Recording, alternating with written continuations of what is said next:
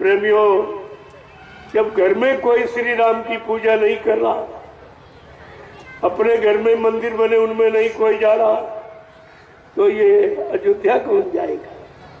किसके पास समय है? किसके पास किराया भाड़ा इतना है?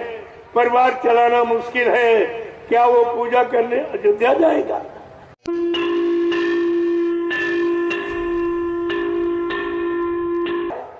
जिसने भारत मां सताई, जिसने इसकी करी लुटाई, कौन कौन लोग हैं लूटने वाले?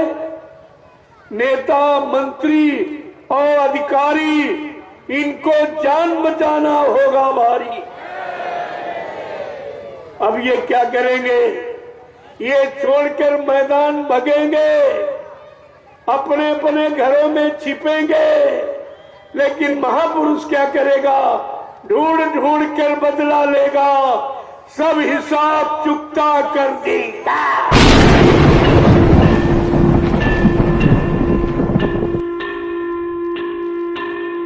ये ऐलान है दूरदर्शन का, और इसके अंतर्गत सब आ जाते हैं। फिर तुम अलग अलग झंडा क्यों घूम रहे? यही तुम्हारी कमजोरी है।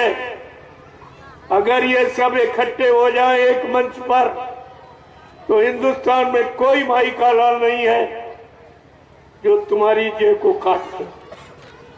तुम्हारी विजय निश्चित है।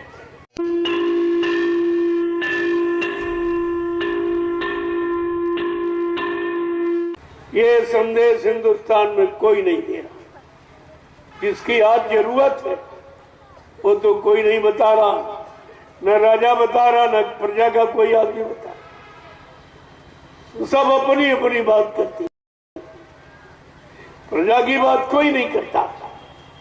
सब अपनी बात, अपना प्रचार। अब देख लीजिए, अपना प्रचार फिर शुरू हो गया। 70 साल की आजादी, 14 पंचवर्षीय योजनाएं बताकर अभी ये छक नहीं पाए, इनका दिल भर नहीं पाया, तो फिर अभी वही शुरू कर दिया कि इनको कहना है, करना तो है नहीं। कहने में कोई खर्चा नहीं है और मुंह पर कोई टैक्स लगा नहीं है। जो मनमानी चाहे वो बक दो, कह दो। अगर इस पर टैक्स लगा दिया जाए कि अगर तुम्हारी मुंह की निकली बात सिद्ध न हुई, अच्छी न हुई, लोगों को लाभ दिलाने वाले न हुई, सुख शांति दिलाने वाली नहीं हुई, तो आप पर टैक्स लगेगा। तो ये फिर बोलना बंद कर दी, फिर ये नहीं बोलेंगे। न धर्मनीति का बोलेगा, नहीं राजनीति का, कोई नहीं बोलेगा। अगर मुंह पर लगाम लगा दी जाए, कंट्रोल नियंत्रण कर दिया जाए, इस पर टैक्स और दंड यानी लगा दिया जाए, तो ये कल से बोलना बंद कर, कुछ नहीं बोलेंगे। इनके पास बोलने का विषय ही नहीं। वही बोले हैं झूठ जो बोलते हैं, हम ये करेंगे, हम ये करेंगे, वो करेंगे। अरे भाई, कब करोगे? कौन सी तारीख तुमने निश्चित की काम करने की? अभी तक वो तारीख तो आई नहीं है। 70 साल आजादी के निकल गए, 14 पंचवर्षीय योजनाएं निकल गई, अभी तो वो तारीख आई नहीं जो तुम हर पंचवर्षीय में कहते हो ये करेंगे, ये करेंगे, ये देंगे, वो देंगे। ये सब कब करोगे? कोई तारीख नहीं। और भारत की जनता अनबूझ है बेचारी, वो पूछती नहीं कि भाई तुम इतने साल से कह रहे हो, कहने वाला काम तुम्हारा खत्म हुआ कि नहीं, और करने वाला काम कब आएगा? ये करने वाला समय कब आएगा? ये भारत की जनता को पूछना चाहिए। चाहे कोई महात्मा हो, चाहे नेता हो, मैं दोनों की बात करता हूं। और दोनों को चाहिए अपने अपने कर्म कर्तव्य पर आ जाओ, नहीं कुदरत भारी मार लगाएगी, उससे आप बच नहीं सकते हो। वहां तुम्हारी घूस रिस पर चलने वाली नहीं है, वहां तुम्हारा अनुपद ये कुछ नहीं माना जाएगा। वहां तो सीधे सजा, कर्म की सजा, ये सीधा सिद्धांत है। क्योंकि भगवान राम ने जब राजा दशरथ थे, एक हत्या धोखे में हो गई भक्त श्रवण कुमार की, तो कहा कि आपको दंड मिलेगा। लोगों के नहीं भाई, आपके पिताजी हैं, धोखे में हो गया अपराध में तो देखो नहीं। सिद्धांत के आगे कोई रिश्ता नाता नहीं, कोई छोटा बड़ा गरीब अमीर नहीं होता। सिद्धांत तो अपना कभी समझौता करता ही नहीं। भगवान राम ने कहा भाई मेरा सिद्धांत है कि कर्म प्रधान ने विश्व रचीरा का और जो जस करी ये तस फल चाखा। कहा मैंने कर्मों के आधार पर विश्व की रचना की, जो जैसा कर्म करेगा मैं वैसा इसको फल दूंगा। मैं अपनी तरफ से कुछ नहीं दे सकता, कुछ कर नहीं सकते। ये अधिकार मुझको नहीं मिला। मुझको परिणाम देने का अधिकार, फल देने का अधिकार मिला। आगे और कह रहे हैं कि काल ने मी मैं तिन कर भ्राता और सुबह आसू मैं कर्म फल दाता।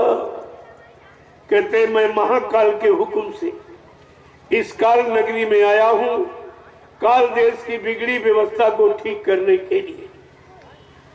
बदकाल मेरा इतना ही था, जो लोगों ने व्यवस्था बिगाड़ दी है, धर्म की, कर्म की, मानवता, इंसानियत की, प्रेम प्यार मोहब्बत, सेवा दया, सदाचार, परमात्मा की यादगार की, माँ बहन बेटी बहू की परख पहचान की, ये व्यवस्था बिगाड़ दी। मैं इस व्यवस्था को ठीक करने आया हूं। मेरा काम माफी का नहीं, मेरा काम खत्म करने का नहीं, मेरा काम अदलने बदलने का नहीं कि पुण्य से हम पाप को बदल दे, ऐसा उसका अच्छे का अच्छे और बुरे का बुरा। मैं फल दे सकता हूं और कुछ नहीं कर सकता। अब सोच लो भगवान ने तो ये कह दिया। और तुम हो गुनहगार, कोई ऐसा नहीं जो पाक साहब निर्मल पवित्र हो। सबने कुछ न कुछ तो किया ही है, और आज तो बहुत ज्यादा हो रहा।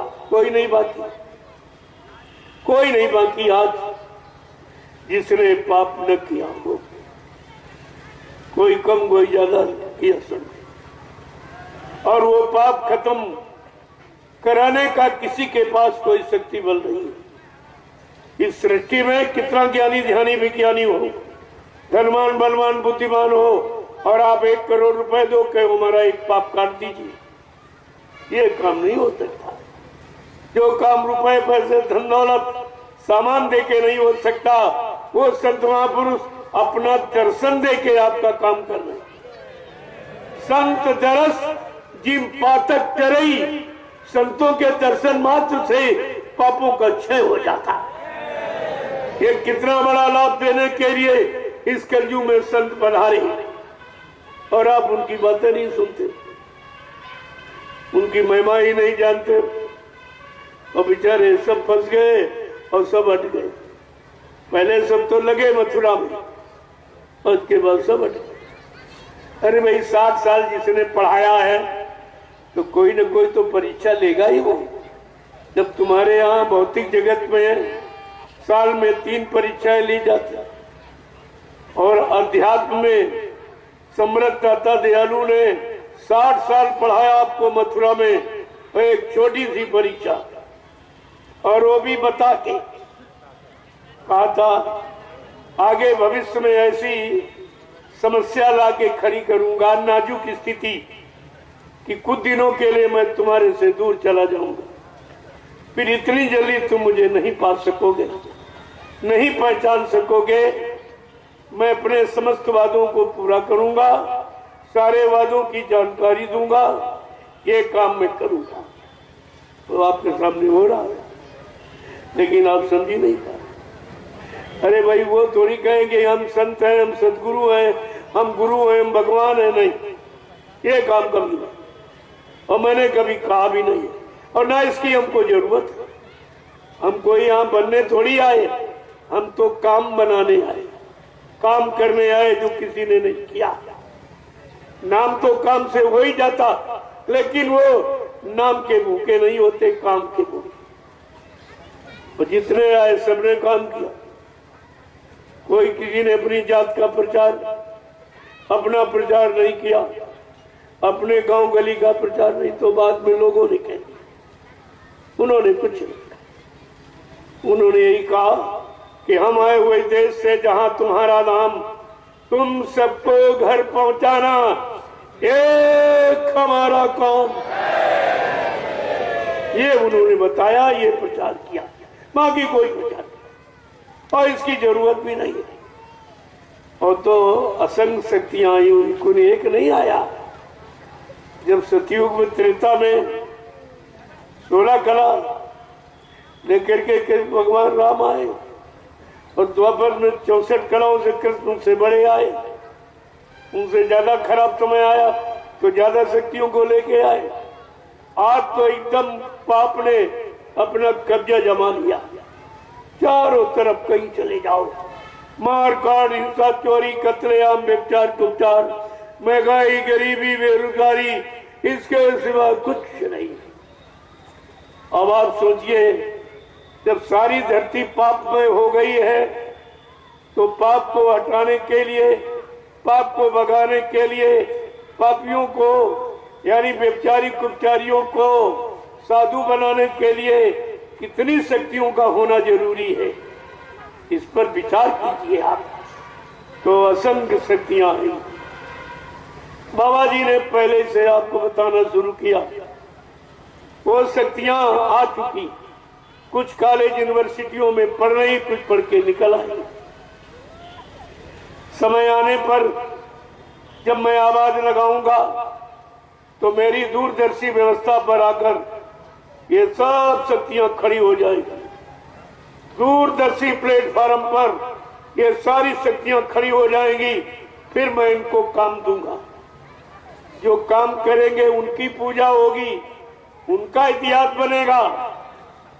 अभी ये सब कुछ नहीं, जो मेरे पास आता मैंने कहा भाई ये सब का कहना बंद कर, ये तुम्हारे बस का कुछ नहीं है और तुम कर भी नहीं सकते हो, क्योंकि तुमको सतयुग की जानकारी नहीं है।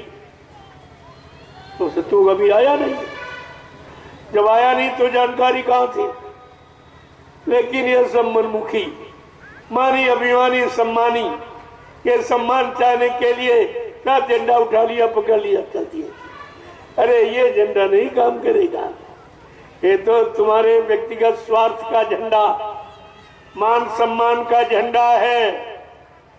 झंडा करेगा प्रभु का काम, जैसे राम के झंडे ने काम किया, कृष्ण के झंडे के ने काम किया, लेकिन रावण के झंडे ने काम नहीं किया, उसका नहीं।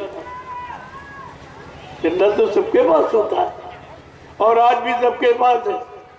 लेकिन मैंने यही कहा था कि भाई मेरी आप सबसे प्रार्थना है, ये मनमुखी झंडे काम नहीं करेगी, ये स्वार्थ लोभ लालच के अपनी पहचान अपने मान सम्मान का ये झंडा काम नहीं करेगा।